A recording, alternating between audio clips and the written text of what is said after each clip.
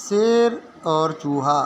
जंगल का राजा शेर खा पीकर आराम से एक पेड़ की छाँव में सो रहा था। तभी कहीं से एक नटखट चूहा वहाँ आ पहुँचा और खेलने लगा। खेलते खेलते वह शेर के ऊपर चढ़ गया। कभी वह शेर की पीठ पर दौड़ता तो कभी सिर पर चढ़ जाता। कभी वह उसके कान पर झूलता तो कभी पूँछ से खेलता। उसे बड़ा मज़ा आ रहा है और उसकी उछल कूद बढ़ती जा रही थी। नटखट चूहे की धमा चौकड़ी से शेर की नींद टूट गई। आँख खोलकर उसने देखा कि एक छोटा सा चूहा उसके ऊपर खेल रहा है। उसे बहुत गुस्सा आया और उसने चूहे को अपने पंजे में दबोच लिया। शेर के पंजे में आते ही चूहा डर गया और थर-थर काँपने लगा। शेर बोला, बदमाश चूहे, तेरी इतनी हिम्मत कि तू जंगल के राजा शेर की नींद में खलल डाले।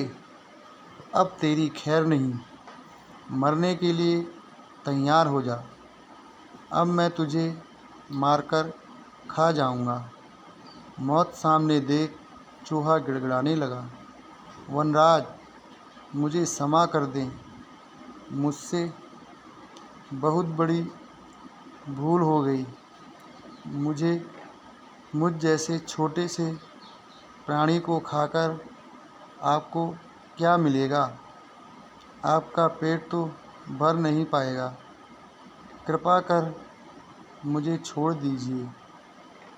अवसर आने पर मैं अवश्य आपके काम आऊँगा। चूहे की बात सुनकर शेर हंसने लगा और बोला, मैं जंगल का राजा हूँ। मुझसे बलशाली इस पूरे जंगल में कोई नहीं। तू छोटा सा चूहा मेरे क्या काम आएगा?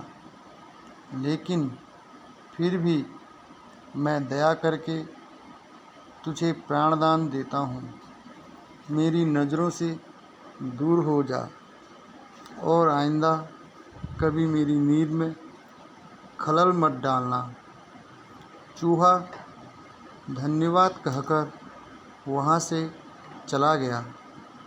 कुछ दिन बीते। एक दिन शेर जंगल में शिकार के लिए घूम रहा था कि वहाँ शिकारी द्वारा बिछाए जाल में फंस गया। उसने बहुत प्रयत्न किया किंतु जाल से बाहर नहीं आ पाया। वह मदद के लिए दहाड़ने लगा। शेर की दहाड़ वहाँ से गुजर रहे एक चूहे के कान में पड़ी। यह वही चूहा था जिसे शेर ने दया कर प्राणदान दिया था।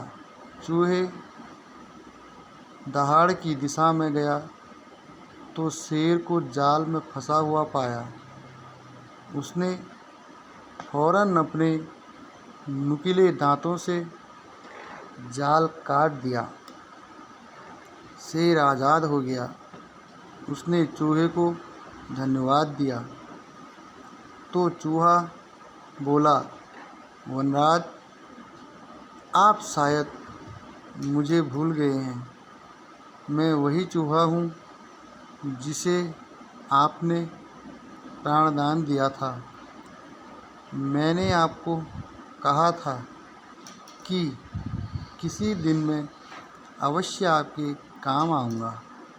देखिए, आज मैं आपके काम आ ही गया।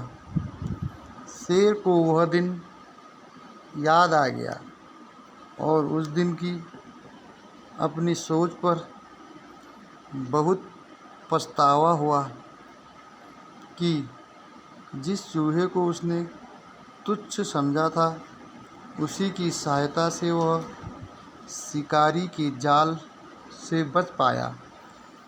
सीख।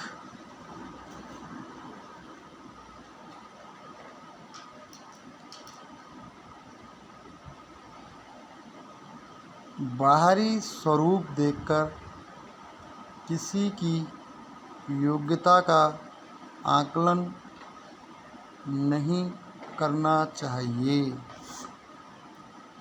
उपकार कभी व्यर्थ नहीं जाता, किसी न किसी रूप में उसका फल अवश्य प्राप्त होता है।